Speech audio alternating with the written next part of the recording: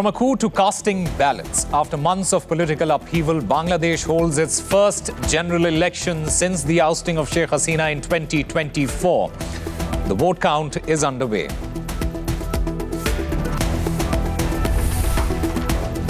So who will come to power? Resurgent Bangladesh Nationalist Party are tipped to do the battle with the once banned Jamaat-e-Islami party. It is a decision that could change Dhaka's political course and have ripple effects beyond. And as the curtain falls on election day, it spells the end of Muhammad Yunus's interim leadership. We review his turbulent time at the helm in Dhaka.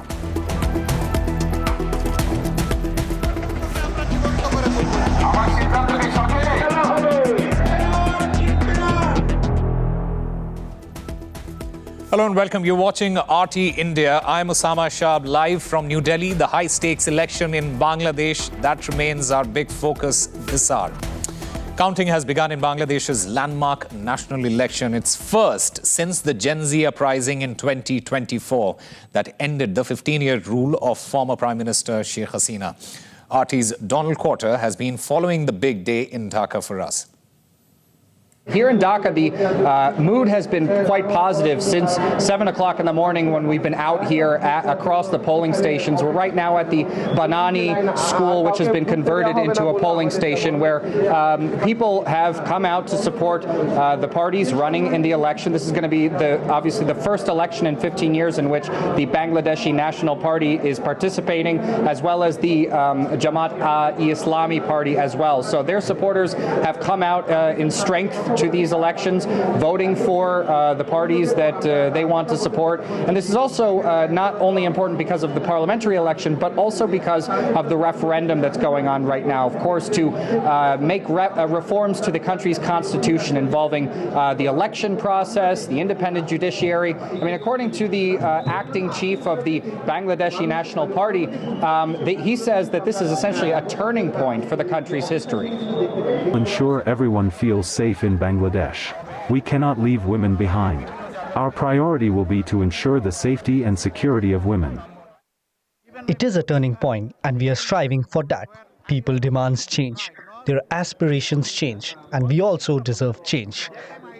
This is the first general election since Sheikh Hasina was ousted from power in 2024, and her party, the Awami League, has been banned from participating in these elections. So the supporters of her party have outright boycotted this election. So it means that the election is really more so a contest between, like I mentioned before, the front-runner Bangladesh National Party and an alliance, a political alliance between the Islamist Jamaat-e-Islami Party and the National Citizen Party that was formed by former leaders of the protests that overthrew Sheikh Hasina back in 2024, and they ended up forming this party in 2025 and is now aligned it, and they've now aligned it with the Islamist Party. But one thing that a lot of people across political lines seem to be in agreement on is the fact that they're unhappy with how the interim government has conducted itself after the overthrow of Sheikh Hasina. The current government's primary responsibility was to ensure the security of the people through whom the country was reborn. But it has failed to provide that security so far. There was discrimination everywhere, and that was what our struggle was ultimately against. But we have not seen those expectations fulfilled. Everyone shared a dream of a Bangladesh with no corruption and no one-party domination. A country where all ethnic groups, all religions, and people would benefit. A win-win situation for everyone. That was the Bangladesh people envisioned. But 1 year after the uprising, that dream has faded significantly. Now, these elections are, of course, specifically very important for New Delhi because Sheikh Hasina was, of course, a pro-Indian candidate. Essentially, she had a friendly stance towards India. And during her term, the pro-Pakistan Islamist party, Jamaat-e-Islami, that I mentioned before, was banned. So now their resurgence, of course, in power here in Bangladesh could be worrying for many in New Delhi, especially because it's likely also that after these elections come to a close, there are going to be renewed demands from the new Bangladeshi administration for Sheikh Hasina's extradition from India. That's not to mention the fact that there have long been concerns actually that Islamist militants in India, acting in India, have allegedly been given safe haven in Bangladesh in the past. So there's a lot to be concerned about for New Delhi here, and especially when it comes to the outcomes of these elections. Well, joining us on the broadcast is Mr. Ayanjit Sen. He is the Chief Advisor at Red Lantern Analytica Research and Observer Group. We also have Professor Bidit Dey. He is a commentator on Bangladeshi affairs and professor at Northumbria University. Also, we have Naveed Navroz Shah. He is the Joint Chief Coordinator of the Bangladeshi National Citizen Party, one of the contenders at the elections today. Mr. Sen, let me start by asking you this. For years, India has had a stable, very trusted equation with Bangladesh under Sheikh Hasina, under the Awami League. Do you feel India has suddenly lost its most reliable partner? Well, to an extent, yes. But at the same time, the cards are, as far as India is concerned, India is playing its cards close to the chest. Because the current scenario, whichever party comes to power, we'll have to wait and see whether it's BNP or Jamaat. And then I think India will decide as to how to go ahead post that. So a lot depends on the election results at the end of the day. Okay.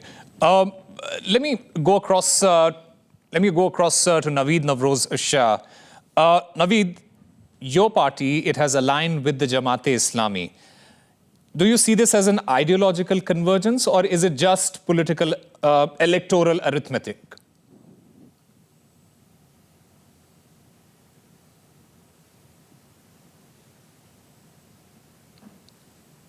Naveed, if you can hear me. All right, we'll try and get Naveed back. Let me now, in fact, go across to Professor Bidit Dey.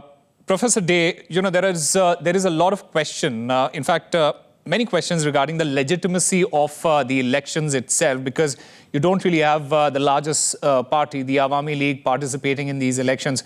How do you see these elections as a whole, and more importantly, when a party like the Awami League is not present in the equation itself, how does it change things politically for Bangladesh and the Bangladeshi people? Thank you very much, Osama, for having me today. First of all, this government does not have a legal base.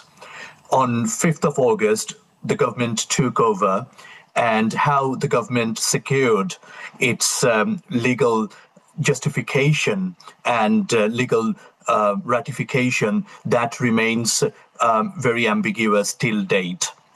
And for any elections that this government administers will devoid legitimacy.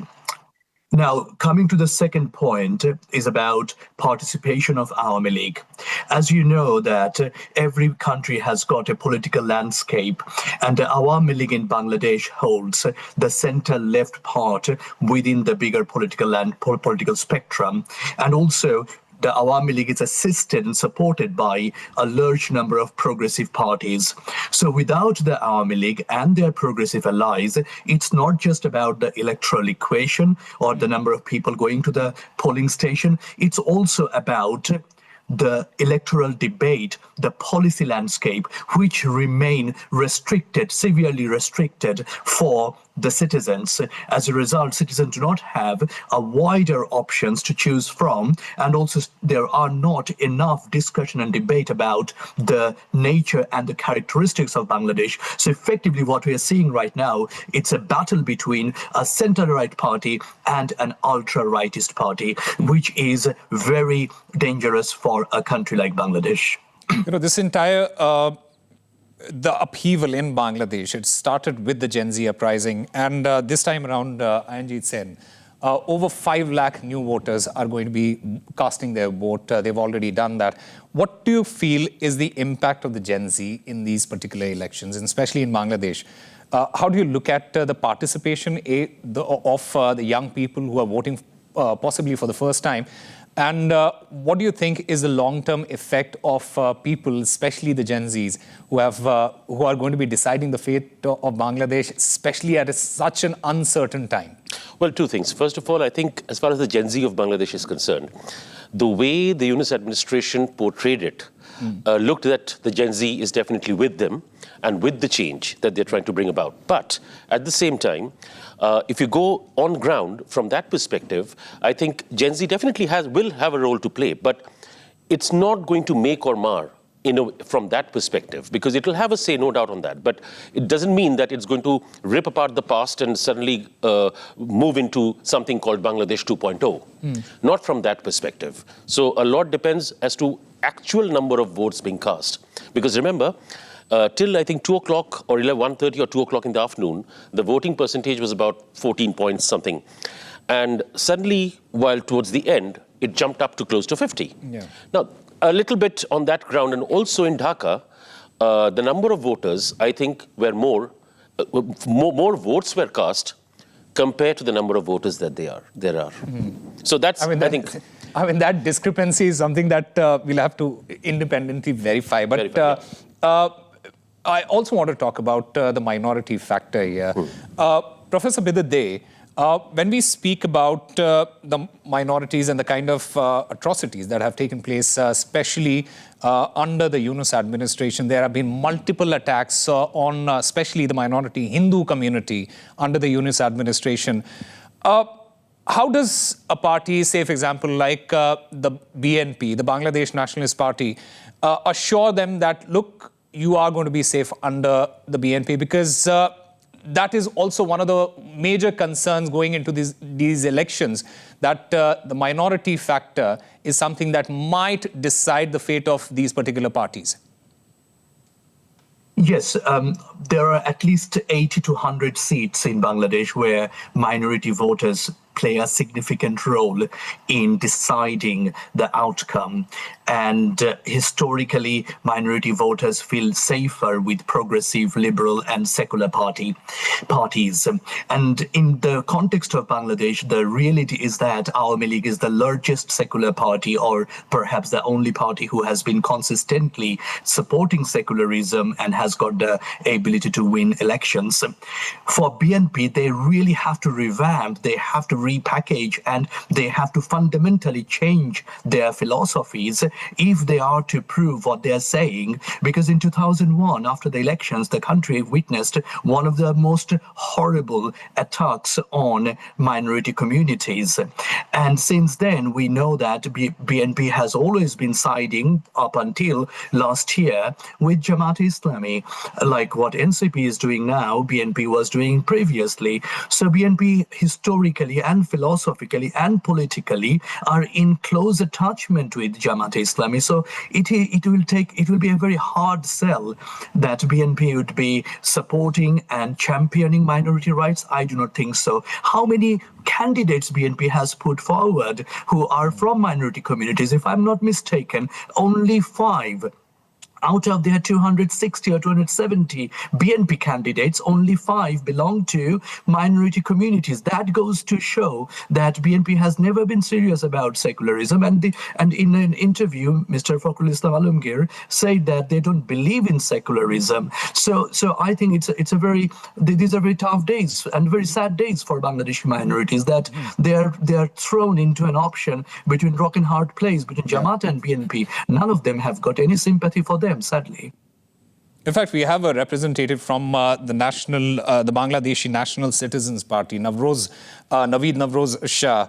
Naveed, first of all, there are many question marks as far as your alliance with the Jamaat-e-Islami is concerned. Many say that, look, this is ideological convergence. Many say that this is just pure electoral arithmetic. But what I really want to ask you is, are you comfortable being seen as legitimizing a party with a controversial history? Thank you. So basically, of course, it's an electoral alliance.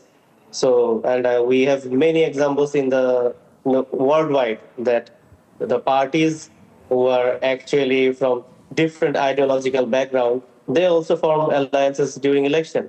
And basically, our election, in this election, we have campaigned focusing on anti-corruption and, of course, on the reforms. So in these two main agenda, we and the Jamaat Islami Bangladesh were very much aligned, which we found lackings in BNP and BNP's agenda for this election and for future Bangladesh. That's why we have aligned with Jamaat. Otherwise, we were initially preparing for 300 seats, competing in all 300 seats. And of course, we are a very new party. We have led the revolution, but still the electoral politics is quite different than leading a revolution. So that's why, of course, we needed an ally. And I think under present circumstances, Jamaat was a better option. Naveed, we were speaking about the attacks on the minority community, especially the Bangladeshi Hindus there in Bangladesh under Yunus administration. How do you reassure the minority communities who fear Jamaat's party positions?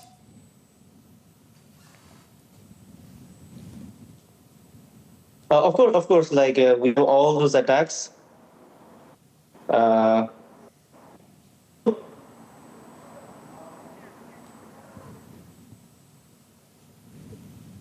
All right. Ayanjeet Sen, I mean, we tried to get that answer from Naveed. Sadly, the connection is not there. But should a party like the National Citizens Party, a student party, should they be comfortable being seen as legitimizing a party with a controversial history? Well, I don't think so, because that they shouldn't have done it in the first place. Because remember, the way they came to existence was based on that July uprising. Yeah. So based on that, if they have come over and then they have joined hands with Jamaat, which has been in the in the political scenario since the independence of Bangladesh, and everybody knows what they have done. And from that perspective, I think it was definitely a wrong decision on the NCP's part, and I'm sure they're going to see that in the results that are to come. Are they going to regret it? I think they are. That's for sure. I can assure you that. Let's also talk about Mohammad Yunus's stewardship. Professor Bidit Dey, is this election also a referendum? I mean, there is a referendum happening in Bangladesh, but is it also ultimately a referendum on Mohammad Yunus's stewardship? Absolutely. And as Professor Sen alluded earlier, that suddenly the voting number, the turnout number has been artificially inflated. I have got a stat between 11 o'clock in the morning and 12 o'clock in the morning. The number rose or jumped in a way which means that in each minute, in each center, there would be 8 votes cast. So which is mathematically and which is practically not possible. So Yunus knows about it. Mohammad Yunus is aware of the fact that he is organizing sham elections, and majority of the people, it's not just about Awami League supporters, it's about the general people. As I said earlier, that if you do not have that competitive rivalries, if you do not have that sense of, who would be governing the country and defeating the others. So this requires an environment for election, because people historically know that Jamaat and BNP were allies. Yeah. And whatever they are saying in the last 1 year could potentially be just an electoral staged drama. So people do not trust in those parties. And that's why, even with the inflated number, I do not think the total vote cast will be more than 50%, and the actual vote cast will be around 40-45%. Districts such as Mymensingh, districts such as Gopalganj, districts such as Chinaida, Greater Barisal, these places, and also in the city of Dhaka, the voting the voters number have been severely low compared to the other elections that particularly 2008 election. This will often be brought in as a comparison. At that time, the voting percentage was 87%. So we were nowhere close to that figure, even with the inflated and fabricated numbers propagated by the Yunus regime. Yeah, Mohammad Yunus's, this global reformer image, Has it taken a dent, according to you, in the last 18 months? Absolutely, because the way people used to perceive Yunus prior to as a Nobel Prize winner, and that has completely been demolished by the way he has run the administration in the past over a year. And it's not just because if you see from all quarters, starting from finance down to the developmental projects, he has apparently taken loans, but that loan amount, remember, is almost 3 to 5 times the loan amount that was taken by the Sheikh Hasina government during its 15-year tenure. So that clearly shows that somewhere the money has gone. So corruption, he said that I'm going to root out corruption because I think, but one of the corruption leaders would be him. Yeah. And he's going to go back and he thinks his name will be there in the history in gold letters, but it'll be just the opposite because post this takeover, whichever party comes to power, people are going to realize what they have lost as far as the Army League is concerned. Because that's something which is definitely going to come because people know about the Grameen Bank, which Yunus used to head. And I think from all that perspective, he has actually murdered democracy. Yeah. That's something which I would definitely say. In fact, since the removal of Sheikh Hasina, we're also talking about the ties with India. Those ties have rapidly deteriorated. Pakistan moved to fill that void, edging closer politically, militarily, and economically, and that has created concerns for New Delhi.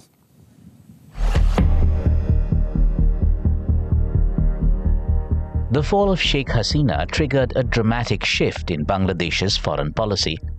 For more than a decade, Dhaka was one of India's closest partners in South Asia, aligned on security, trade and counter-terrorism. But post-Hasina, it charted a different course, and that course points to Islamabad.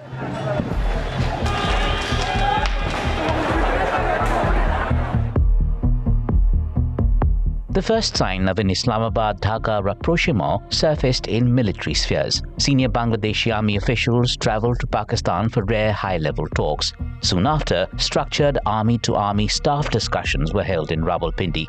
They focused on training, joint exercises and strategic cooperation. Later, Pakistan's military leadership hosted Bangladeshi officers, marking the most visible defence engagement between the two countries in years. The diplomatic thaw quickly moved to politics. Interim leader Muhammad Yunus met Pakistan's Prime Minister Shehbaz Sharif, with both sides pledging to expand trade and deepen economic cooperation. Bangladesh's envoy later confirmed that ties with Pakistan had improved since Hasina's removal from power. That reset gathered pace when Pakistan's Foreign Minister Jam Kamal Khan visited Dhaka, a trip both sides described as historic. Trade, connectivity and new agreements were high on the agenda. We must work together to create an environment where youth from Karachi to Chittagong, Quetta to Rajshahi, Peshawar to Sylhet, and Lahore to Dhaka join hands to face challenges and realize their shared dreams. Symbolism was soon followed by substance. Direct flights resumed after 14 years, boosting business, tourism, and people-to-people contacts. A practical move and a powerful signal.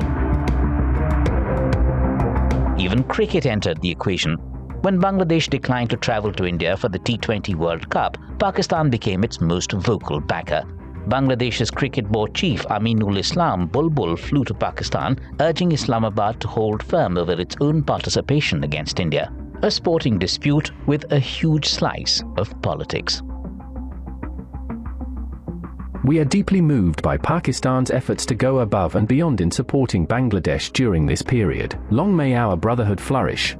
Following my short visit to Pakistan yesterday and given the forthcoming outcomes of our discussions, I request Pakistan to play the ICC T20 World Cup game on the 15th of February against India for the benefit of the entire cricket ecosystem. For India, it's unsettling. Under Sheikh Hasina, Bangladesh was central to New Delhi's regional strategy. Cooperation on counter-terrorism, border management and connectivity formed the backbone of ties. But in an atmosphere where Jamaat's clout is on the rise, there's concern over the protection of minorities. The unremitting hostility against minorities in Bangladesh, including Hindus, Christians, and Buddhists, at the hands of extremists, is a matter of grave concern. We condemn the recent gruesome killing of a Hindu youth in Maimain Singh and expect that the perpetrators of the crime would be brought to justice. And there's deep historical irony too. Pakistan was accused of mass atrocities during the 1971 war that led to Bangladesh's independence. Yet more than 5 decades later, Dhaka appears ready to rebuild ties with Islamabad, driven less by history, more by strategic pragmatism. The question now, is this a tactical readjustment or the start of a deeper geopolitical realignment in South Asia? New Delhi will be keeping a close eye on it. Well, Mr. Ayanjit Sen, when you look at how the ties between Pakistan and Bangladesh are in a way resetting, how worried should India be here? First of all, the setting up of a large number of camps in over 40 districts of Bangladesh by the Inter-Services Intelligence, or the ISI of Pakistan, clearly shows that the amount of influence now Pakistan has on Bangladesh. Because at the end of the day, before, when Sheikh Hasina was in power, they couldn't see, I mean, they were there, but yet they were not there. But now, suddenly, they've turned great bed partners. And I think, it's clearly courtesy the Yunus administration and anti-India kind of a wave that Yunus administration created, because of which Pakistan, of course, came closer to it. And, it's like it's heyday for them at the moment. Yeah. In fact, when we talk about the other big power, the United States, it has taken a strong interest in Bangladesh's democratic process. In fact, the United States, it has long faced accusations of interfering in the internal affairs of other countries that has triggered political instability. The former Bangladeshi minister, Mohibul Hassan, he echoed those allegations in an exclusive interview with us last year. Take a look. Certain individuals who were in power, especially the Biden family, especially the Clintons, especially the Soroses.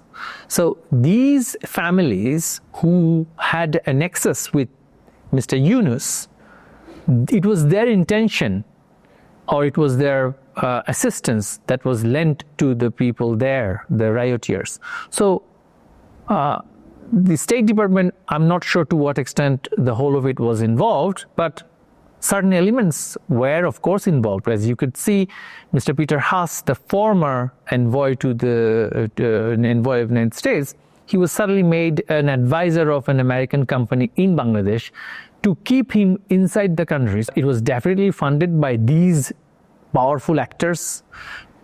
We've heard allegations that Mr. Hunter Biden, who was involved in the Ukraine issue, as you know, had a role to play. An action was brought in Senate in the United States against certain officials of Bangladesh government to sanction them. So they also played the sanction card.